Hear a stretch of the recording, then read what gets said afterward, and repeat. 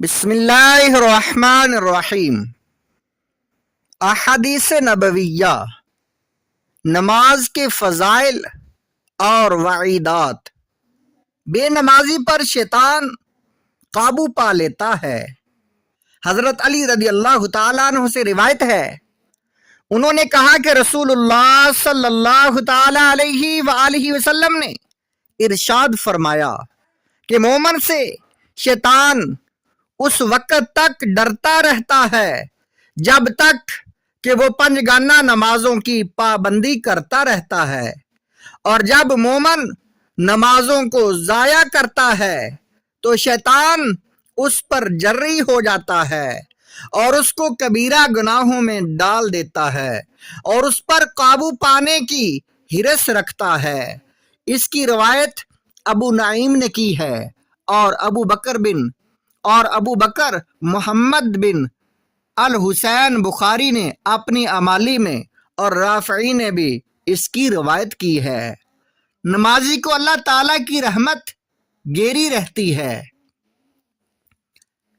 عمار رضی اللہ تعالیٰ عنہ سے روایت ہے، انہوں نے کہا کہ رسول اللہ صلی اللہ تعالیٰ علیہ وآلہ وسلم نے ارشاد فرمایا کہ جب بندہ نماز میں کھڑا ہو جاتا ہے تو رکوع میں جانے تک اس کے سر پر رحمت نازل ہوتی رہتی ہے، اور جب رکوع میں چلا جاتا ہے تو اللہ تعالیٰ کی رحمت سجدہ میں جانے تک اس کو گھیر لیتی ہے، اور سجدہ کرنے والا اللہ کے قدموں پر سجدہ کرتا ہے تو اس کو چاہیے کہ اس وقت دل میں اللہ سے مانگے اور بہت رغبت سے مانگے، کیونکہ یہ مقبولیت کا وقت ہے۔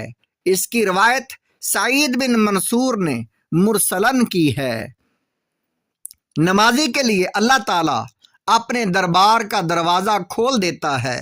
حضرت عمر رضی اللہ تعالیٰ عنہ سے روایت ہے کہ انہوں نے کہا کہ رسول اللہ صلی اللہ تعالیٰ علیہ وآلہ وسلم نے فرمایا کہ نماز پڑھنے والا یقیناً شہنشاہ کا دروازہ کھٹکھٹاتا ہے، اور جو دروازہ کھٹکھٹاتا رہتا ہے توقع ہے کہ بہت جلد اس کے لیے دروازہ کھول دیا جائے۔ اس کی روایت دیلمی نے کی ہے۔ وہ امور جن کی وجہ سے مسلمان جنت میں جانے کا مستحق ہو جاتا ہے۔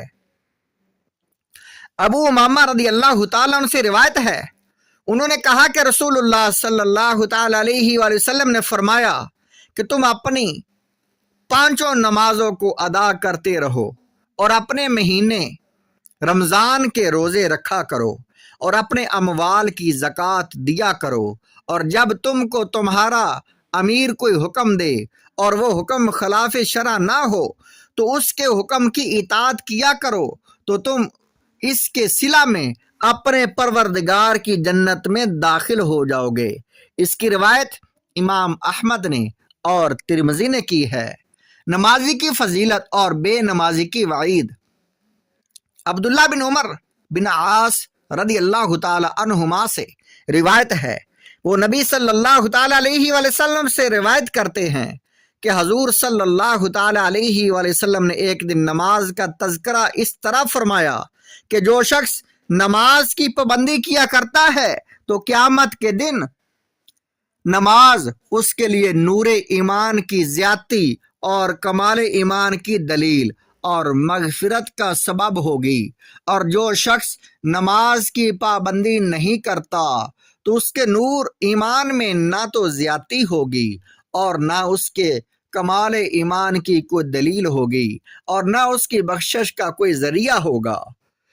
اور بے نمازی قیامت کے دن قارون، فرعون، حامان اور ابی بن خلف کے ساتھ رہے گا، اٹھایا جائے گا اور عذاب میں مبتلا ہوگا۔ اس کی روایت امام احمد اور دارمی نے کی ہے، اور بہقی نے بھی اس کی روایت شعب الایمان میں کی ہے۔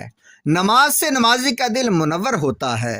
حضرت ابو ہریرہ رضی اللہ تعالیٰ عنہ سے روایت ہے، انہوں نے کہا کہ رسول اللہ صلی اللہ تعالیٰ علیہ وآلہ وسلم نے فرمایا کہ نماز سے نمازی کے دل میں نور پیدا ہوتا ہے، نور پیدا ہو جاتا ہے تو تمہارے اختیار میں ہے کہ نماز کی پابندی سے اپنے دل میں نور پیدا کر لیں۔